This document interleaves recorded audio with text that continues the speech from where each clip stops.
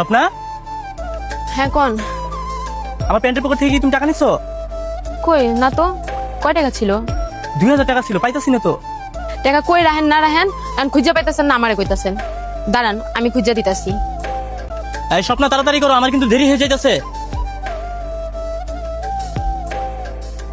এই জানেন টাকা, যেখানে ইচ্ছা সেখানে রাইখা দেন, পরে না পাইলে ঘরে চিলাচিলি করেন। এবার থেকে টাকা পয়সা সব আপনি আমার কাছে দিবেন, যখন লাগবো চাইবেন আমি আপনারে দিমু। আচ্ছা ঠিক আছে, আমি একটু বাইরে যেতেছি, আইতে কিন্তু রাত হতে পারে। যাও বাড়িতে যাও।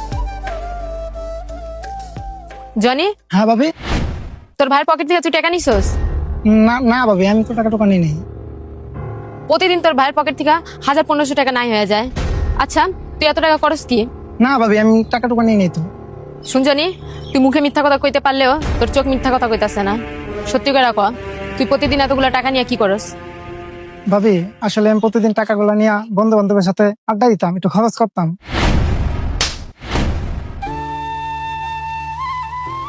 এর এই কর্মকাণ্ডের জন্য ও প্রতিদিন ঘর থেকে টাকা চুরি করে, এই জন্য আমাকে সংসারে কোনো আয় উন্নতি হয় না।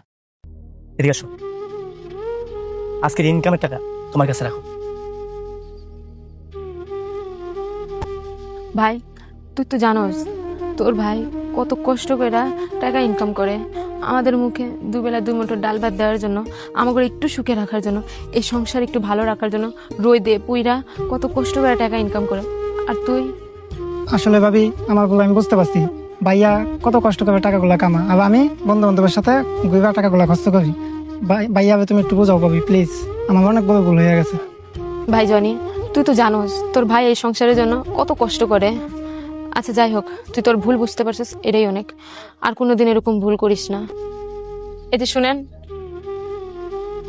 জনি নিজের ভুল বুঝতে পারছে, ও আমার কাছে মাফ চাইছে, আপনি ওরে মাফ করে দেন। ওরা তো ছোট মানুষ, ভুল তো ওরাই করব, আমাদের বড়দের তো দায়িত্ব ওদেরকে মাফ করে দেওয়ার।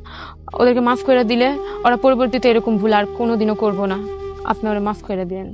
ভাইয়া আমার তুমি মাফ করে দাও, এই বলে আমি আর জীবনও করবো না।